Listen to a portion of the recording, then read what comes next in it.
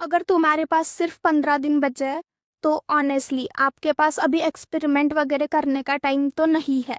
तो आज मैं जो आपको बताऊंगी वो अगर आपने अच्छे से फॉलो करा तो आपका स्कोर तो डेफिनेटली इम्प्रूव होगा ही होगा।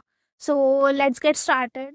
इस वाले स्टेज पे ना सारे लोग कंफ्यूज होते हैं, लाइक मोस्ट ऑफ द लोग तो कंफ्यूज होते हैं कि कितना पढ़े, क्या पढ़े, रिवीजन करे या ना करे अभी, क्योंकि सिलेबस कंप्लीट नहीं है तो मॉक्स दे नहीं दे। क्योंकि जब मैं प्रिपरेशन फेज में थी तो मेरे भी दिमाग में ये सारे सवाल आते थे और मैं भी बहुत कंफ्यूजन में रहती थी। तो सबसे पहले मैं आपको बताऊंगी कि what not to do right now.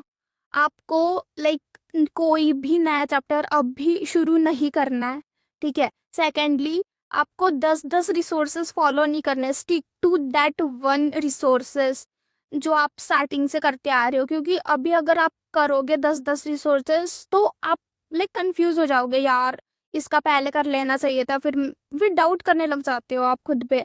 And thirdly, आपको रैंडमली पढ़ाई नहीं करनी है। लाइक मैं बताती हूँ, रैंडमली पढ़ोगे ना तो आपको ज़ीरो आउटपुट मिलेगा। सो डोंट डू रैंडम पढ़ाई। अब सुनो, अब आपके पास 15 दिन है तो आपको इस 15 दिन को बहुत अच्छे से यूटिलाइज करना है। तो सबसे पहले मॉर्निंग में आपको मॉक टेस्ट देनी है। ये मैं क्यों बोल रही हूँ, क्योंकि आपको ना एग्जाम का ऐसे प्रेशर टाइप आना चाहिए, क्योंकि आपकी मॉर्निंग में एग्जाम होएगी एंड इवनिंग में होगी। तो आपको मॉर्निंग का ऐसा बनाना है कि हाँ ठीक है, अभी मेरी 8 से 11 बजे तक एग्जाम रहेगी तो आपको उसी टाइम पे मॉक टेस्ट देनी है, ठीक है। देन आफ्टरनून में you have to analyse that mock test. 2-3 घंटे तो आप एनालिसिस में दो। एंड फिर 2-3 घंटे नहीं दे सकते हो तो एटलीस्ट 1 to 1.5 आवर तो दो। देन आपने जो गलत क्वेश्चंस करे उसका रिवीजन करो, वो लिख के रखो एक पेज पे या साइड में बुक के ऐसे स्टिकी नोट्स बना के लिख के रखो।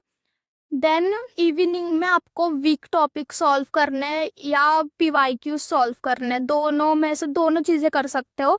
एंड देन एट नाइट आपको लाइक शॉर्ट रिवीजन करनी है, जो आपने शॉर्ट नोट्स बनाए हैं उसकी रिवीजन करनी है। वो ऐसे लाइक पढ़ते जाना है बस। रात में तो आपको रिवीजन ही करनी है क्योंकि कुछ नया तो उठाना नहीं है। तो you have to revise that week that topics only. And also the formulas, physics के फॉर्मूलाज, मैथ्स के फॉर्मूलाज रिवाइज कर सकते हो।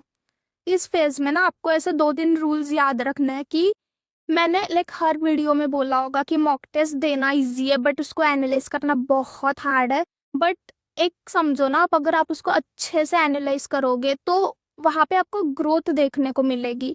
सो mock test analysis like most important thing जो मैंने बहुत मिस करी थी ये चीज़ें, बट फिर मेरे को बाद में आखिरी आखिरी में पता चली और जब तक बहुत टाइम निकल चुका था, बट फिर भी मैंने जितने दिन बचे थे उसमें से करा था।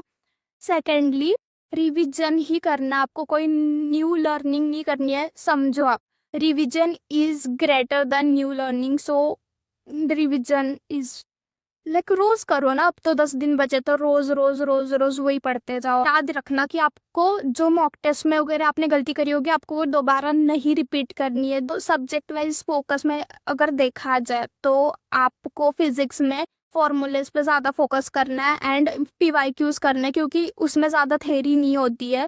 सो ये दोनों चीज़ों पे फोकस करो। सेकेंडली, केमिस्ट्री में आपको लाइक रिवीजन ही करनी है। एनसीईआरटी पढ़ो रोज, एनसीईआरटी सुबह उठ के वही पढ़ो। नेम रिएक्शंस याद करो, मैकेनिज्म्स को समझो एंड फिजिकल केमिस्ट्री में फॉर्मूलाज देखो एंड इनऑर्गेनिक में एक्सेप्शंस ट्रेंड्स वगैरह देखो।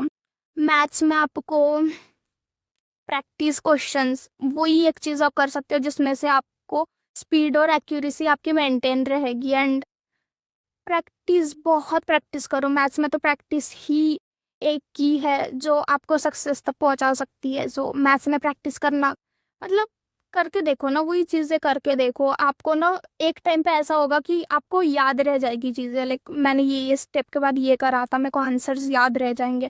ऐसी प्रैक्टिस करो आप अभी। और आपको एक चीज़ बतानी थी, लाइक एक सच बताना था कि अगर आपने ये 15 डेज वेस्ट करे ना तो like at the end, like result के दिन आपको रिग्रेट रहेगा कि यार मेरे पास तो 15 दिन भी थे फिर भी मैंने वो वेस्ट करे। एंड अगर आपने वो ज़्यादा यूटिलाइज कर लिए, ग्राइंड कर लिया, तो लिटरली एक एवरेज स्टूडेंट भी जंप कर सकता है। सो लाइक ऐसे याद रखो ना, लाइक आप तो वो 2 इयर्स वाले प्रिपरेशन से कंपैरिजन तो नहीं कर सकते, बट एटलीस्ट आपके पास जितने दिन है आप उसको यूटिलाइज कर सकते हो। सो करो यार यूटिलाइज, आपके पास है टाइम, सेकेंड अटेम्प्ट भी है, बट इसमें से आप थोड़ा तो आउटपुट निकाल लो कि हाँ अब 80% आया तो मैं कम से कम 95 तक तो जा सकती हूँ।